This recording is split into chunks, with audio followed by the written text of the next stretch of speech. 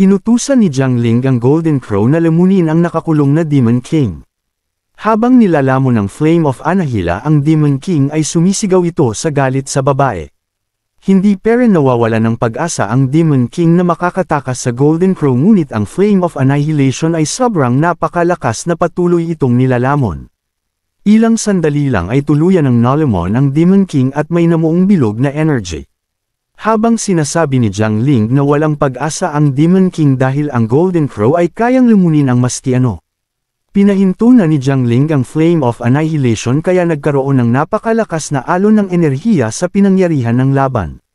Nagsigawan ang mga disciple dahil patay na ang Demon King at nanalo sila. Maya-maya pa ay ang malakas na alon ng enerhiya ay hindi na nakatagal kaya nagsimula na itong sumabog. Kaya inutusan ni Jiang Ling na gumamit ang lahat ng protection skill. Sa lakas ng pagsabog ay naabot sina Bai Yifan sa malayo nilang lokasyon.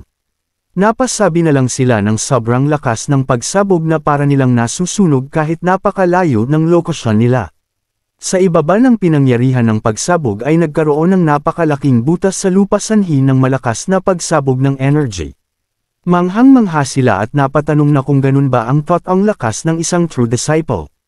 Bumaba na si Jiang Ling sa lupa kaya nagsipaglalaitan ang mga kasama nitong disciple at kinamusta ang babae kung ayos lang ito. Sumangayon si Jiang Ling sabay inutusan ang mga disciple na linisin ang pinangyarihan ng laban.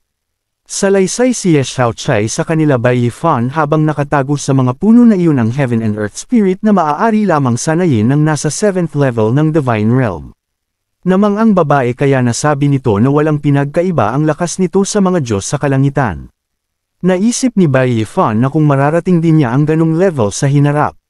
Maya-maya pa ay pinalabas ni Jiang Ling ang mga nagtatago sa mga kahoy. Sinabi ni Ye Xiaochai na nabisto na sila kaya naglabas na sila sa kanilang pinagtitiguan at lumapit kay Jiang Ling. Tumawa si Ye Xiaochai habang lumalapit at nagtanong ito sa kanyang senior sister na kailan pa sila nito napansin. Pinagalitan ni Jiang Ling si Ye Xiaochai dahil nagdala ito ng mga tagalabas sa ganung lugar at dagdag pa nito na paano kung naging mapanganib. Damay lang si Ye Xiaochai at tugon nito na para lang iyon kanila na nakakuha ng kaalaman at makita ang kabayanihan ng kanyang senior sister.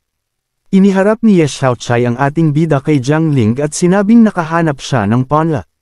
Sabay ipinakilala si Bai Yifan na nasa Marrow Cleansing Realm at kaya nitong talunin ang nasa peak ng Enlightenment Realm. At kamangha-mangha ito, nagtanong si Jiang Ling na kung Marrow Cleansing Realm ba talaga ang ating bida at kaya nitong talunin ang nasa Enlightenment Realm. Nagkatitigan ang dalawa sabat nagtanong ang babae sa ating bida na kung totoo ba talaga iyon. Namumulang sumangayon naman ang ating bida. Tumawa ang babae at sinabing nakakamangha ang ating bida. Namula si Bai Yifan sa pagpuri sa kanya ng babae. Sabay nagpa-humble si Pogi at sinabing napakabait ng babae, at ang kanyang cultivation ay mababa kaya hindi na nararapat pang pansinin. Sa loob-loob ng ating bida na napakalinaw at puro ng mga mata ng babae kaya hindi niya tatangkain na tumitig dito ng direkta. Sa isang sulok naman ay nagsisilaw si Luao habang bumubulong na kahit gaano pa kalakas si Bai Yifan ay isa lang itong yellow level. Napansin naman ito ng babae kaya sinabihan na wag na itong magselos. Napasigaw sa sakit si Luao matapos tapokan ng babae ang paa nito. Mungkahi ng babae na manahimik na lang ito. Nagtanong pa si Jiang Ling sa ating bida na kung yellow level kwalipikado ito na sinang-ayunan naman ni Bai Yifan. Tumingin ng parang may binabalak na masama si Luao sa ating bida at naalala nito na si Bai Yifan ang nasa pinakaibaban ng yellow level sa lahat ng mga disciple. Naisip pa nito na sa 5 Elements Holy Land si Bai Yifan ay mahina ang talento kaya hindi ito karapat-dapat sa mata ng Holy Saint. Natuwa ang babae at sinabi sa ating bida na mas maganda pa iyon ang yellow level qualification na ipinagtaka naman ng ating bida. Kwento ni Jiang Ling na ang Holy Lord ng Misty Holy Land ay isang yellow level qualification. Dagdag pa ng babae na ang qualification ay wala lang dahil maraming tao ang mababa ang qualification pero may mga malalakas na cultivation sa ancient continent ng Wango. Tumalikod si Jiang Ling at naglakad sabay nagbilin sa ating bida na magsumikap pa ito para mas maging magaling sa hinaharap at kapag nakamit ng ating bida ang Divine Realm ay irerekomende niya ito na sumali sa muyuan. Nagpasalamat ang ating bida sa kanyang senior sister at nangakong gagawin niya. Nagulat si Luau dahil ang Saint mismo ang magre-rekomenda sa ating bida. Napangitngit ng ngipin ng inggit-erong si Luau habang naiisip na ang sino mang irekomende ng 5 true disciples ay kikilalanin ng 5 masters at makakatanggap ng maraming cultivation resources. Napasabi na lang ito na napakaswerte ni Bai Yifan. Nagmungkahi si Liu Wei na mahuhuli na sila kaya bumalik na sila ang magpapalit ng contribution points. Sa isang banda sa contribution hall ay sinabi nila sa elder na naparito sila para ihanda over ang kasulaban kay Yang Shizhong. Pinuri sila ng elder sabay ipinamahagi ang kani-kanilang contribution points. Nagpasalamat ang ating bida sa natanggap niyang contribution points habang iniisip na para makakuha ng 60 contribution points sa low-level quest ay hindi ito madali lalo na sa isang baguhang disciple. Matapos ng kanilang pakay ay naglakad na sila habang sinasabi ng babae na may papalit na nila ng skill books ang kanilang contribution points. Tumawa si Liu Wei at sinabing interesado talaga siya sa martial arts noon pa. Habang sila ay naglalakad ay pinahinto sila ni Luau. Nagtanong si Bai Yifan kung may mali ba. Inis na nagtanong si Luau na kung plano ng ating bida na kunin ang singsing na para lang sa sarili nito. Tugon ng ating bida na ano naman kung ganun nga. Galit na sumigaw si Luau na hindi siya makakapayag dahil bilang pinuno ng leader ay siya ang may karapatan na ipamahagi ang loot. Sabay inutusan ni Luau ang ating bida na ibigay sa kanya ang singsing. Nagalit si Liu Wei at sinabi niya sa inggit-erong Luau na pinagbibigyan lamang niya ito noong nakaraan dagdag pa na hindi nito nasasabi ang mga bagay na iyon noong kaharap pa ang senior sister Ye Xiaochai at ngayong wala na ay sinusubukan nitong nakawin sa kanila ang mga loot kaya napaka walang hiya nito. Nagalit si Luau sa kanyang narinig kaya tinawag niya itong mataba. Paliwanag pa ni Liu Wei na kung wala si Bai Yifan ay patay na sila sa underground noong nakaraan kaya bakit nito nasasabi ang mga ganong bagay. Sinabi ni Luau na may ambag din siya at nasugatan pa kaya dapat may bahagi din siya sa nilalaman ng storage ring. Pumikit si Luau at mayabang na sinabi na siya ang leader ng grupo pero si Bai Yifan ay gumagawa ng sariling desisyon. Kaya kinakailangan nitong humingi ng tawad sa kanya kung hindi ay, habang hindi pa niya natatapos ang kanyang sasabihin ay hindi niya napansin na papasugod na ang ating bida para siya ay bigwason dahil sa mga kaiabangan nito. Nang makalapit ay binigyan ng ating bida ng isang sampal sa mukha na naging sanhi ng pagbuga nito ng dugo sa bibig. Sinabihan ng ating bida si Luau na wag nitong bubulihin ang iba. Nagsalita si Luau na wag naman maging mapusok si Bai Yifan sa isang gilid ay nagulat ang dalawa habang si Liu Wei ay tuwang-tuwa sa ginawa ng ating bida. Pinaluhod ni Bai Yifan ang inggit-erong si Luau sa sahig habang sinasabi dito na hindi pa siya tapos sa pinaggagawa nito sa underground noong nakaraan. Maangas na sinabi ni Bai Yifan na kung gusto nito na humingi siya ng tawad ay dapat makinig ito sa kanyang mga tuhod at lumuhad lang. Nanginginig na sinabi ni Luau sa ating bida na siya lang ang tumanggap dito sa kanilang grupo kahit na basura lamang ito. Pero hindi siya nito iginagalang ng maraming bises. At ngayon ay inatake pa siya kaya ang ginawa nito ay hindi madaling patawarin. Sabay tago sa likod ng dalaga sabay sabing pero sa araw na ito ay patatawarin niya si Bai Yifan dahil mabait siyang tao kaya ngayon ay dapat na siyang i-throttle ni Bai Yifan ng may pagrespeto. Habang papaalis ay nakahawak ay Luau sa kanyang pisnging namamaga at pabulong na sinabi na hindi na siya magiging mabait sa susunod kaya maghinti lang ito. Habang naglalakad si Luau ay tinawag ito ng ating bida at paglingon nito ay binigyan na naman siya ni Bai Yifan ng isang sampal sa kanyang kabilang pisngi. Sa lakas ng sampal ay tumilapon siya sa sahig. Sumigaw ang dalaga na tumigil na ang mga ito at huwag maglaban. Habang nakatuwad ay iniinda ni Luau ang sakit ng kanyang mukha. Si Bai Yifan naman ay masayang sinasabi na sa tuwing maaalala niya ang mga pinagsasabi nito ay ganun din ang tatamuhing pinsala ng pagmumukha ni Luau. Nag-akit na ang babae sa likuran na umalis na sila dahil hindi yun ang lugar para sa paglalaban. Akmang binunot ng espada si Luau habang namamaga ang mukha banta nito na papatayin niya ang ating bida. Pero hindi pa niya nabubunot ang kanyang espada ay may nakatarak ng espada sa kanyang leeg. Habang nakatutok ang espada ni Bai Yifan sa leeg ng inggit-ero ay binyantaan niya ito na pinagbibigyan lamang niya ito kaya wag na itong magpapakita sa kanya kung hindi ay bubugbogan niya ito sa tuwing makikita niya ang pagmumuka ni Luau. Sabay inutusan ni Bai Yifan na umalis na si Luao. Nag-akit na si Bai Yifan paalis habang si Luao ay nag-iisa at nagbabanta sa isip na hindi pa siya tapos sa ating bida. Nakita ng ibang disciple ang ginawa ni Bai Yifan sa kanyang kasama, ayon sa mga ito na napaka-aroganti ng ating bida dahil hindi nito alam ang batas na bawal maglaban ang isa't isa. Paliwanag ni Liu Wei na nagawa ni Bai Yifan manakit sa labas ng contribution hall at ipinagbabawal iyon kapag may nagsumbong sa law enforcement ay parurusahan si Bai Yifan. Maangas lang naman na sumagot ang ating bida na walang problema. Naglabas si Bai Yifan ng 3 bote ng bird blood. Nagtanong si Liu Wei na kung ang bagay na iyon ay ang 4th level mystical bird's blood, na sinang-ayunan ng ating bida. Sinasabi ni Kalbo na ang 4th level mystical bird's blood ay kapantay ng divine realm sa kanilang lahi ng tao. Dagdag pa ni Kalbo na ang isang bote nito ay may papalit na ng 10,000 contribution points. Sabay tanong kung ibibigay ba talaga ni Bai Yifan sa kanila ang mahalagang bagay na iyon. Sinabi ng ating bida sa 3 na wag ang mga itong mag-isip ng ganung bagay dahil nagtulong-tulong naman sila para makomplito ang mission. At nasa sa kanila kung ipapalit nila ito ng contribution points o gagamitin para sa pagsesenay.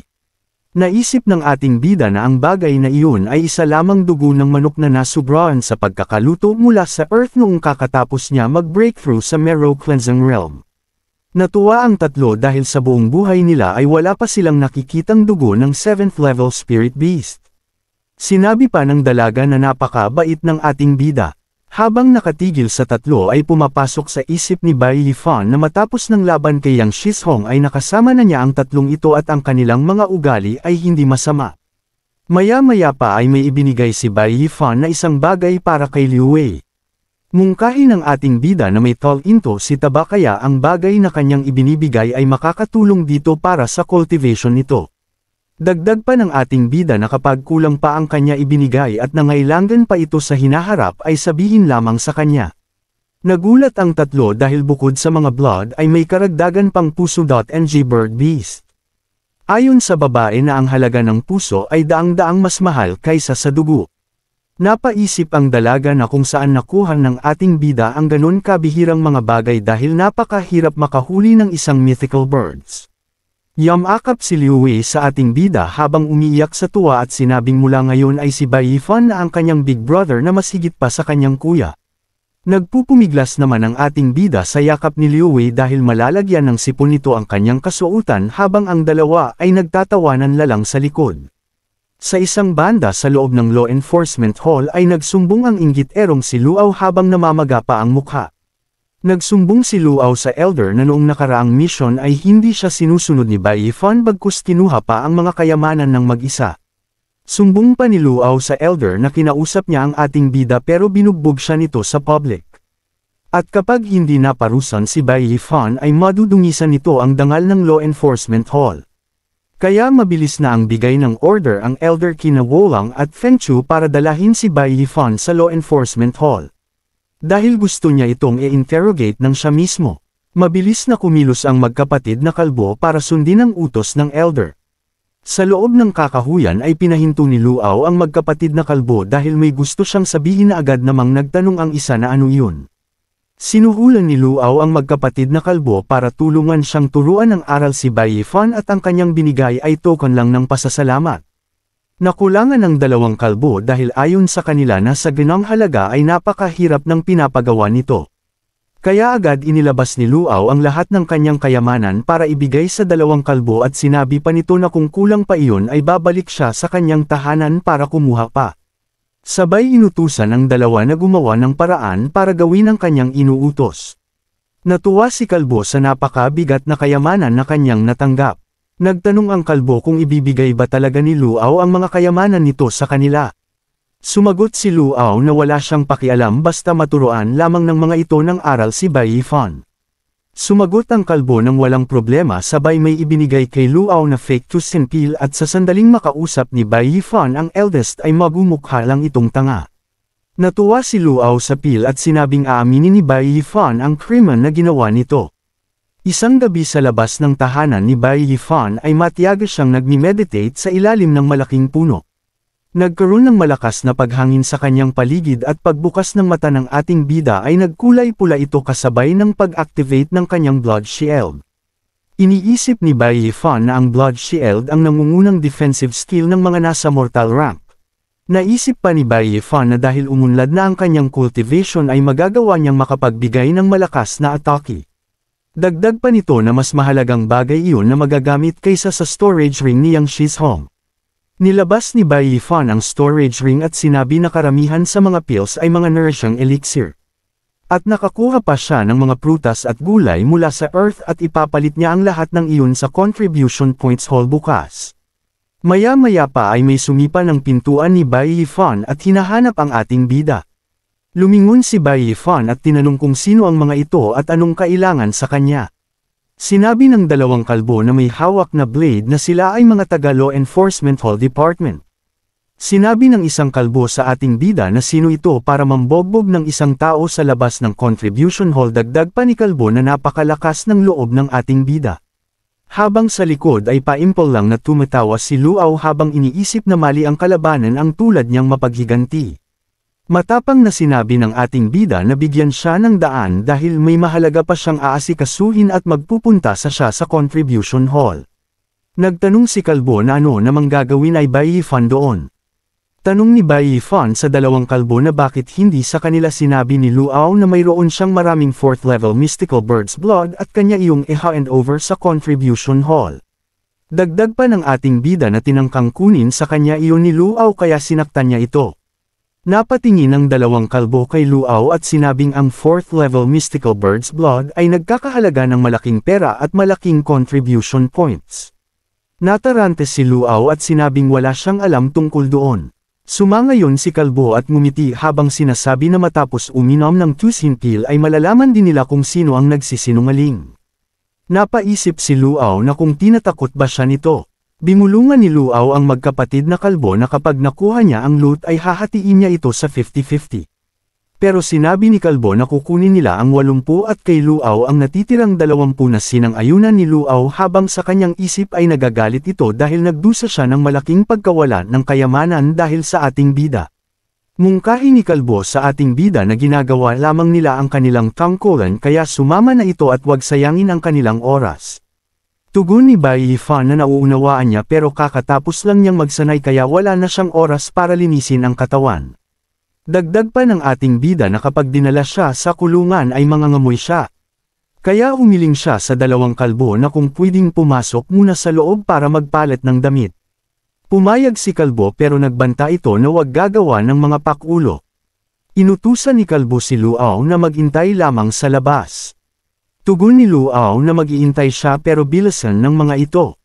Sa loob ng silid ng ating bida ay sinabihan ni kalbo na wag itong gagawa ng kung ano-anong pakulo dahil wala itong laban sa kanila.